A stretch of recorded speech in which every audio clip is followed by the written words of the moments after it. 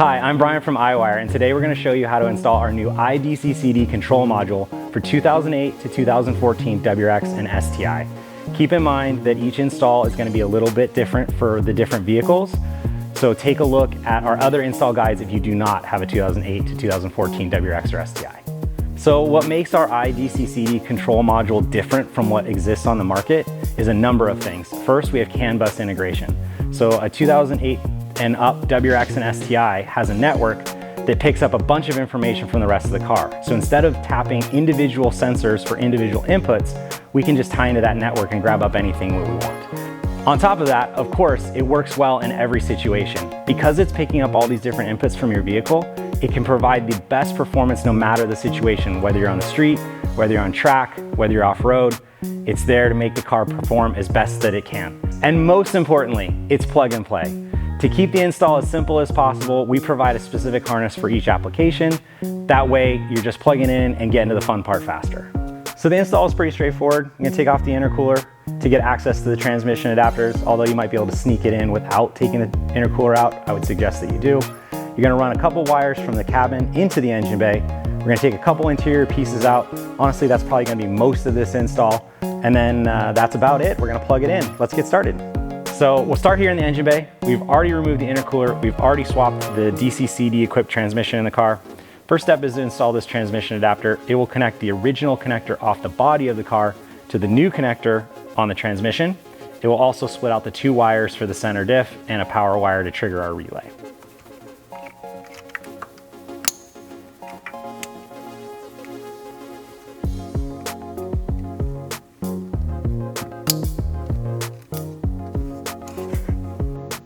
Once you have the transmission adapter installed, we have some pieces that will plug into it, but we got to take out the interior first. So you'll see there's a mating connector and pins. You'll just match up the colors of the wires. Once we get this run from the cabin into the engine bay, and it'll plug into this connector. Now that we're in the interior, I'll give you a brief overview of what parts we're going to take out. But the thing to keep in mind as you go is take a few pictures along the way to make sure you can remember which bolts went where. We'll do our best to help guide you. But the other thing that's really important when you do this is if something's not coming out easily, don't yank on it. You're probably missing a clip or a bolt somewhere. And the next step will be to show you which parts we're going to take out. The first step will be to take out center console trim, then this one. Then we're going to go underneath the steering column to take out that trim panel. We're actually going to take out the lower component of the steering column to get access to the steering angle sensor for the CAN bus input. Then we're going to take out head unit, AC controls, and then the glove box and all that part will come out last because we need to get down and back to get into the OEM bracket location for the DCCD. Get the shift knob off of here. The next step is you're going to lift up this little cover for the e-brake handle. There's a bolt underneath. This one tends to be a little bit smaller. And then there are two inside the armrest. And that'll give us room for the center console to pop up and away. Once we do that, then we can take out the middle part. Yep, just pull up on that. That'll come right out. And of course, you always need your helpful assistance. Thank you. And the next step will be to take out this trim panel on this side. Now we're going to take out this trim panel. There you go. And then there are two bolts that we care about. 1, 2. From there, this panel will just unclip. And then there'll be a couple. Okay. Thank you, assistant. Now that we've taken the lower trim panel off, we're going to take the lower part of the steering column cover off. There's a single bolt at the bottom. And then this cover just pops right off. Beautiful. We're going to take out the trim panel. It actually splits into two parts and comes out left and right. There are 4 bolts for this, 4 screws.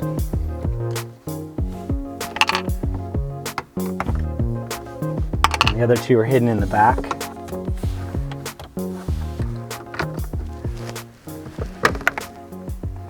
Now that we've taken the 2 side clips out, we can take the center console apart.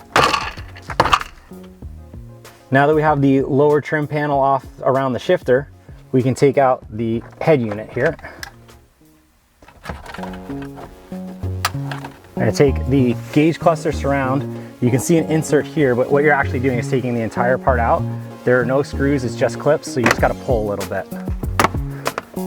Now that we have access to this part of the center trim panel, we can take this center trim panel apart, but we've got to take that screw out and that clip out on the other side first. First, we have to remove this part of the trim panel. So we'll pop that off, and there's a single screw that will hold this part in the middle. Now that that is out, you can pull on this. Now, if you haven't taken this apart before, it's gonna be a little bit tougher to get out, but just give it a little wiggle. It should come out without too much trouble. And then we'll unclip the AC and hazard.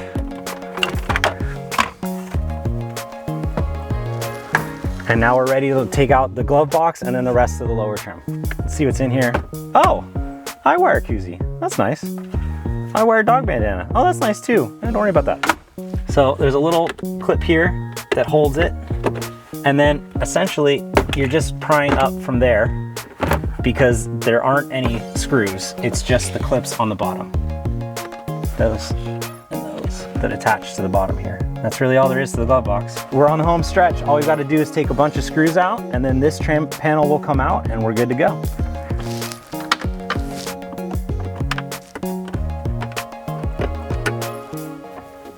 There's one down here as well. There's one here. And then the two sneaky ones in the back.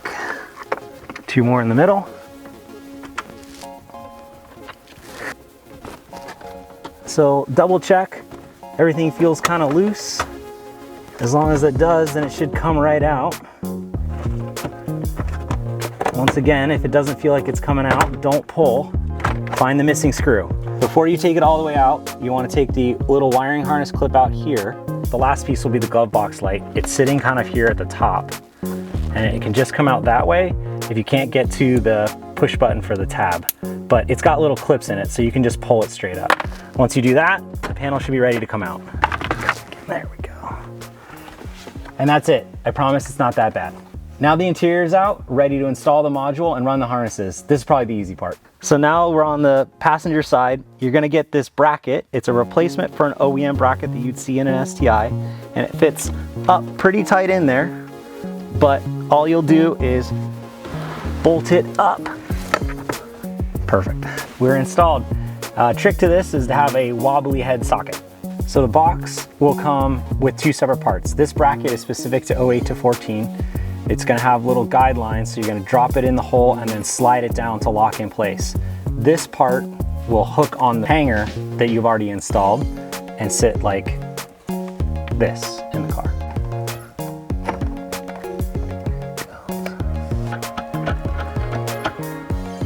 And the last step is to tighten it. You don't have to get too crazy on this. Good, solid tight.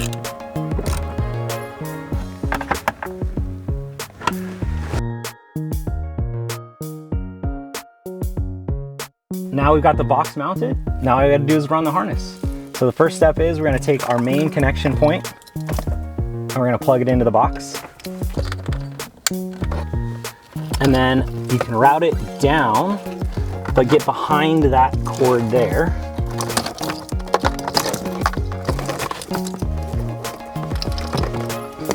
So quick overview, the main connector that will go to the jumper harness that goes into the engine bay will go down behind the box here.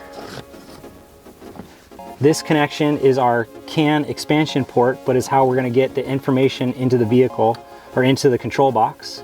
So that's gonna plug in and then go across to the other side. And then in this car, we also have an expansion port for additional inputs if you decide to use them. We'll talk about those more later. That can just sit behind the center console. And then we also have control type. So if you have the SI drive control panel in your WRX, you can plug this right into that and that control type will work. If not, I would tuck it in the center console because it also functions as an expansion port if you need it later. So we're gonna put this one in the middle. You'll see this relay here. It includes a little double-sided tape. Got a nifty little mounting spot for it. These extra relay slots will fit it perfectly. And we'll just zip tie that out when we're done.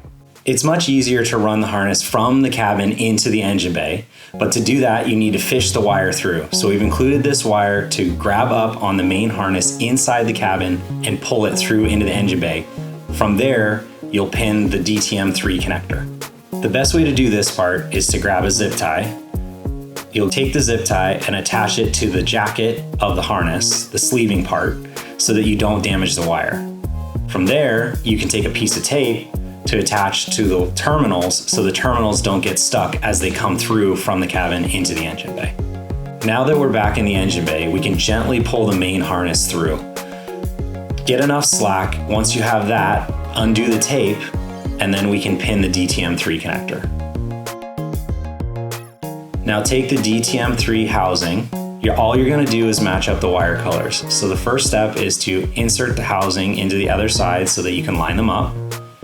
Then put each wire in. Make sure you hear the click for each wire.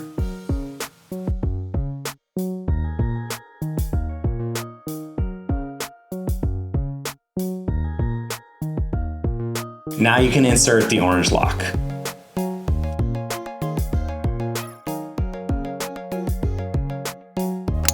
Once the orange lock is inserted, go ahead and plug it in. Now we can insert our main harness connection, but we'll need to run the ground wire to the center console to make sure we have a solid ground for the DCCD. To do this, I'm going to run this cable underneath the carpet and then to the handbrake. There's a solid metal bolt here, so I'm going to attach it to this part.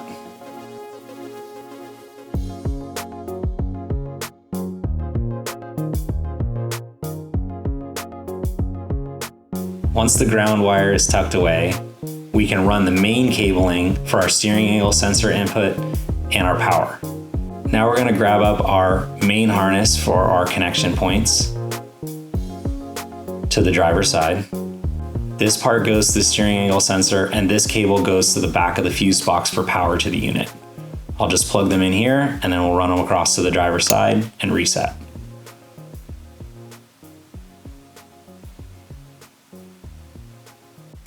A little trick to this is to get the steering column out and then down to get access to the steering angle sensor connector in the back. This is a little tricky to get to. I'm gonna disconnect the lower side of the connector. The upper side stays attached to the column. And then connect it to our jumper. But first I wanna route it above the bracket so that it doesn't fall on my feet. And then I'm going to take the upper connection and put it into the OEM connection on the top of the steering column. From there, I'll just route things to keep them away from my feet, and then we'll grab up the power cable and run it to the fuse box.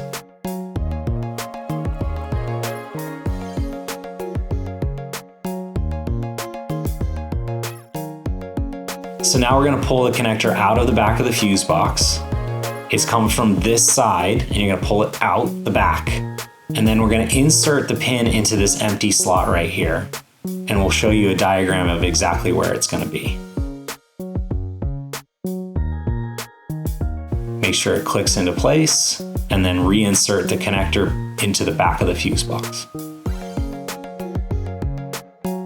If you have a WRX and you want to put in the STi center console with the SI drive control panel, we've pre-wired all of the harnesses for this. Simply plug it in, set it up in the app, and it'll work.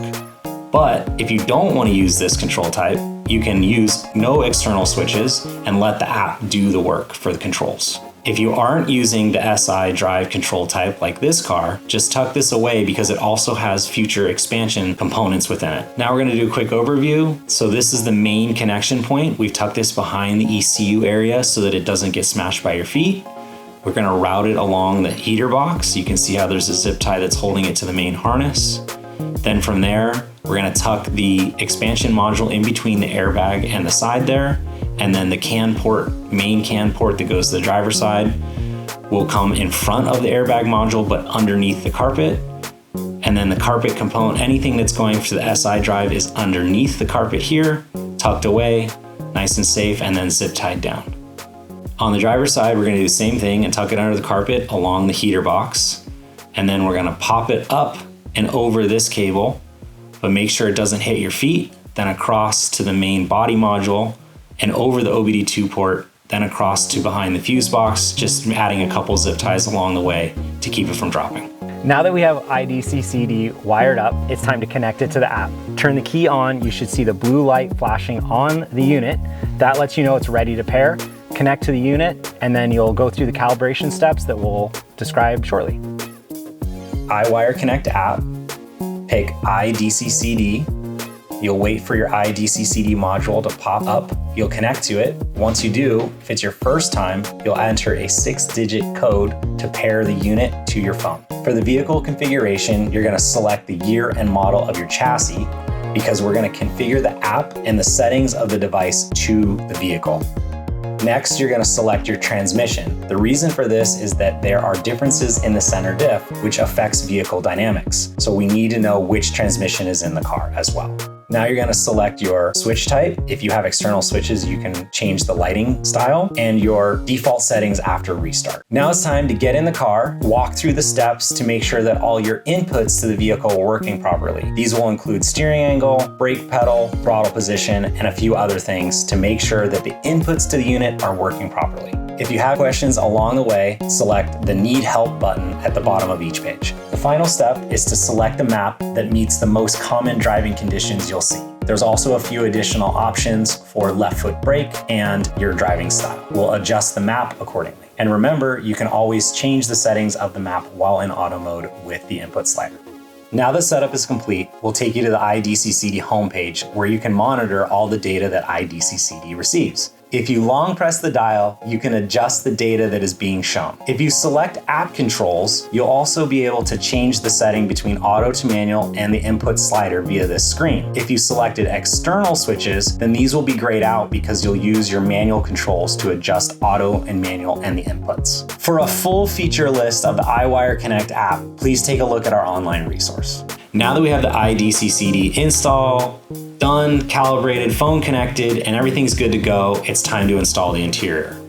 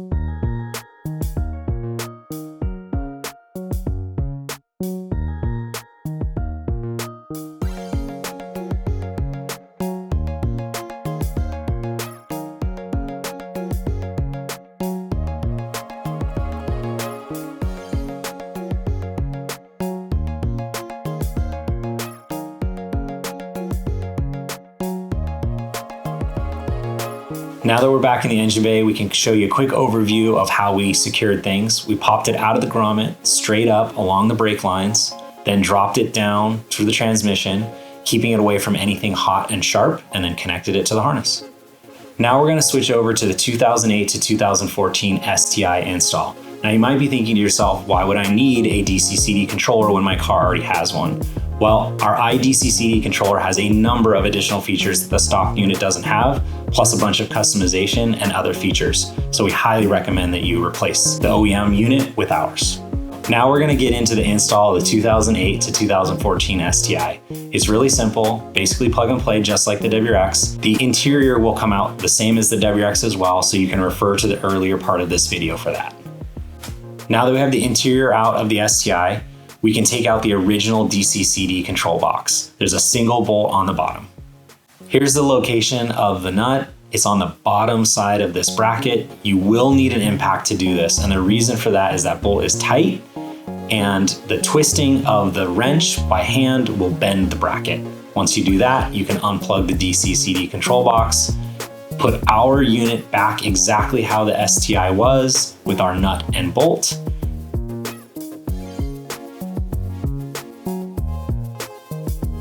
This can be a little bit tricky, so just get it threaded and then tighten it by hand. Now we're ready to install the harness. Much like the WRX, we're just gonna plug this in. So the first step is to plug the main connection into the iDCCD control box.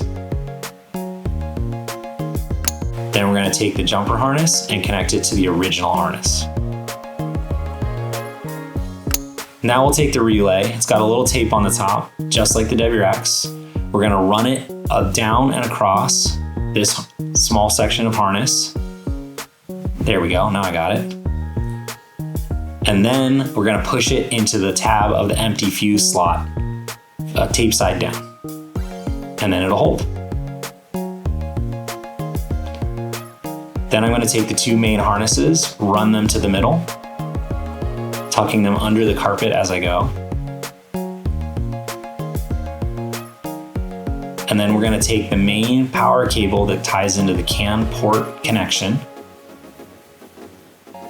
That's the same little fuse that we did on the WRXs. We're gonna tap that into the back side of the fuse box on the driver's side. But first we'll plug it in and then run it across. Going underneath the wiring for the airbag and underneath the carpet.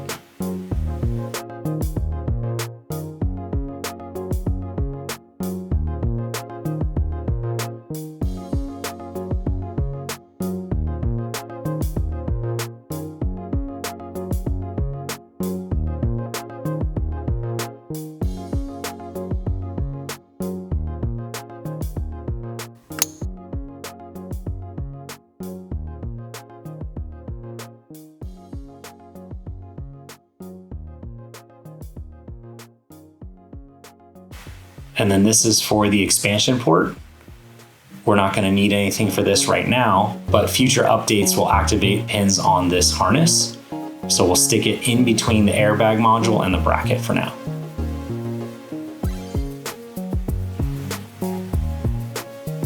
Now that we're on the driver's side, we're going to tuck it along the heater box, up underneath the harness, keeping it away from the pedals, and then across to the other side where we can pin it into the empty slot into the fuse box connector as shown here. Then we'll tie it into the main harness and tuck it away.